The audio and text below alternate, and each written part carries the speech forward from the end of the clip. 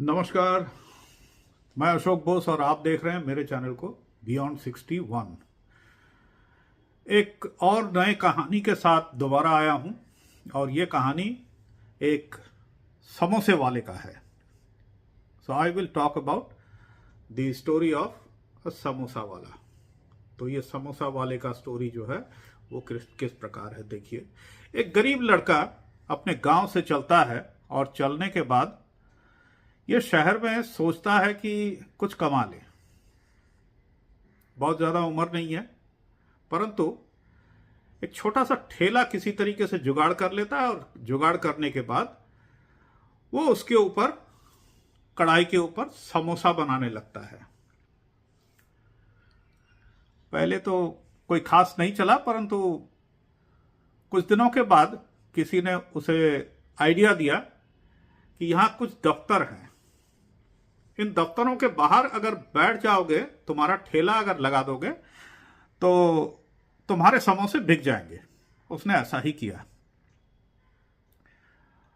ठेला लगा दिया, समोसे बनाता गया। दूसरे तीसरे दिन से कई लोग लंच टाइम में और शाम के वक्त या ऑफिस की छुट्टी होने के बाद खाते हुए समोसा जो है इसके पास से चले जाते थे। चल पड़ा, समोसा बिकने लगा, लोगों को पसंद आने लगा और लोगों ने सराहना भी किया। एक दिन बेचारा बीमार पड़ गया। उस दिन ठेला नहीं लगा। जैसे जैसे दिन ढलता गया, लोग नीचे आकर के एक दूसरे से पूछने लगे कि वो ठेला नहीं लगा है। कई आकर के हताश होकर लौट गए, क्योंकि समोसा वाला वहां नहीं था, उसका ठेला नहीं लगा था। 2-3 दिन के बाद वो ठीक हुआ। स्वस्थ होने के बाद ठेला लग गया। लोग उसे पूछने लगे तो लोगों ने उसे कहा कि आप जो है थोड़ा नजदीक लगा दीजिए। देखिए, उसके कस्टमर उसे कह रहे हैं कि आप थोड़ा सा दूर लगाते हैं, आप थोड़ा सा नजदीक लगा दीजिए। उसने वैसा ही किया। किसी ने कुछ कहा नहीं, क्योंकि लोग आदी हो गए थे, उसे पसंद करने लगे थे। उसका बिहेवियर अच्छा था, अच्छा समोसा बनाता था और अच्छा समोसा खिलाता था। धंधा चल पड़ा। कुछ दिन के बाद उसके माता पिता को उसने बुलाया, एक छोटा सा घर ले लिया और वहां जो है उस डेरे में माता पिता और स्वयं अब जो है खरीदार दूर दूर से आने लगे। जिस कंपनी या जिस संस्थान के बाहर उसने लगाया था अपना ठेला, वहां से प्रचार हुआ। प्रचार होने के बाद और भी लोग एकत्र हुए और एकत्र होने के बाद अब धंधा जैसे जैसे चल पड़ा तो माँ बाप ने सोचा कि इसका विवाह कर दिया जाए। विवाह हो गया और ऐसे ही चलता रहा। अधेड़ उम्र संतान हुआ, एक बालक जिसे उसने पढ़ाया लिखाया, और ये मन ही मन समोसा बनाते हुए सोचता था कि एक दिन मेरा लड़का पढ़ लिख के इस तरह के दफ्तरों में नौकरी करेगा, जैसे ये पढ़े लिखे लोग मेरे पास समोसा खाते हैं। ऐसा ही हुआ। इनका संतान पढ़ लिख के एमबीए कर गए, विदेश से एमबीए करके वापस लौटा है। समोसे का ठेला वहीं है। इसका उम्र बढ़ता रहा।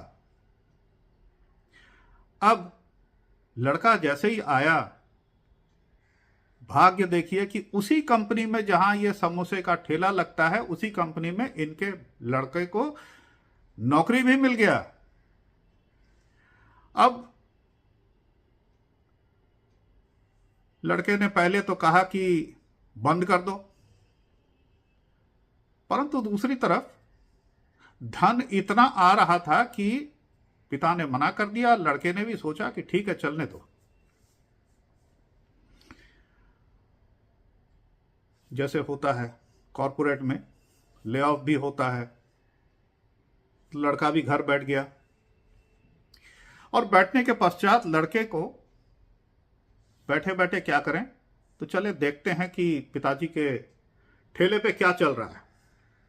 तो उसने देखा कि यहाँ बिजनेस का एक अपॉर्चुनिटी है, तो समोसे को ही अपना बिजनेस मान लेते हैं। तो इसने माना, धंधा, बिजनेस, व्यापार कोई भी हो, समोसे का हो या नमक का हो, व्यापार व्यापार है, बड़ा हो छोटा हो। लड़के के दिमाग में अब वो एमबीए घूमने लगा, थियोरी घूमने लगा, मैनेजमेंट टैक्टिक्स घूमने लगा। तो उसने पिताजी से कहा कि इस धन को वृद्धि कैसे किया जाए, धंधा कैसे किया जाए। तो पहले तो पिताजी हंसा कि इतने वर्षों से वो समोसे का ठेला लगा रहा है, और उसके बाद आज मेरा ही संतान मुझे सिखाएगा कि धंधा कैसे करना है। तो लड़का पूछने लगा कि आलू कहाँ से लाते हो, कितना नमक डालते हो, चटनी दोबारा तिबारा जब मांगते हैं तो क्यों देते हो। तो रोज इस तरीके के सवाल जब पूछने लगे तो पिताजी ने कहा कि तुम एक दिन आकर के मेरे साथ ठेले पे देखो कि क्या होता है। तो लड़का भी पहुंच गया। तो सबसे पहला चीज उसने यह किया कि उससे पूछा कि आलू कहां से लेते हो। कहता है कि फलाने जगह से लेता हूं। कितने बोरे लेते हो? इतना बोरा लेता हूं। तो उन्होंने कहा कि अगर आप एक बोरा लेते हो तो आप जो है 10 बोरा लोगे तो बड़े व्यापारी के पास से उससे जो है कम दाम में मिलेगा, हम बार्गेन कर सकते हैं। उसने कहा कर लो। अब उसके धीरे धीरे इस तरीके से चलता रहा। तो जितने मसाले लगते थे, मसाला महंगा होता है, तो मसाले को जो है उसने कहा कि इसे कम कर दो, तो उसमें भी प्रॉफिट होने लगा। आलू से प्रॉफिट किया, मसाले कम करके प्रॉफिट किया। उसके बाद जो चटनी मांगते थे दोबारा, तो कहा कि चटनी के इतने पैसे लगेंगे, एक्स्ट्रा लोगे तो इस तरीके से चलता रहा। और अंत में जाके उसने जो है समोसे का साइज छोटा कर दिया। अब कुछ दिन तो चला। पिताजी को उन्होंने कहा कि लड़के ने कहा पिताजी से कि आप जो है अब रेस्ट कीजिए, मैं दुकान संभाल लूंगा, ठेला मैं संभाल लूंगा।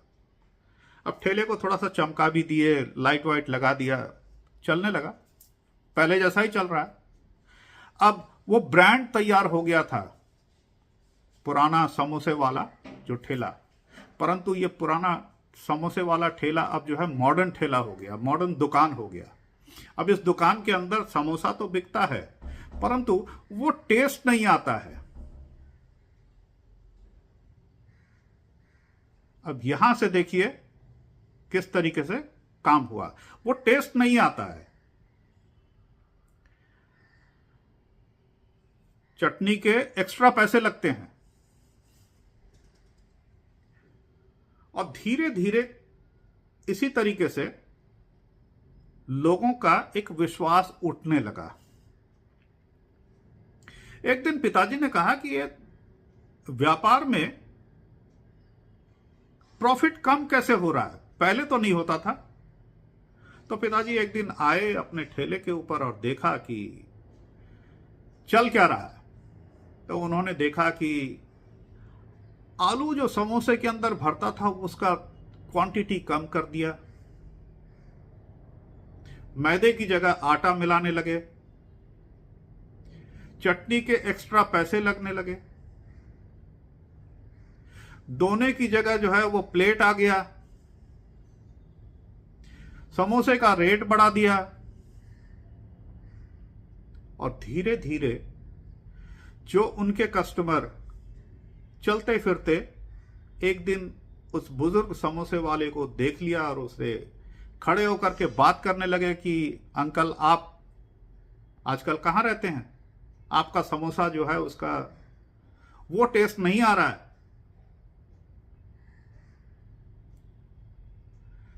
पिता को समझ में आ गया कि मामला क्या है। उन्होंने लड़के से कहा कि बेटा, अब आप रेस्ट करो, मैं देखता हूं। देसी आदमी था। यहां एक चीज गौर करने वाली बात है, कहानी खत्म। गौर करने वाली बात है, quality and standard does matter. आप गुणवत्ता और मानक के साथ जब कॉम्प्रोमाइज करेंगे तो आपका प्रोडक्ट बिकना बंद हो जाएगा। जब आप कस्टमर को कस्टमर नहीं समझेंगे और कस्टमर को उसी तरीके से ट्रीट करेंगे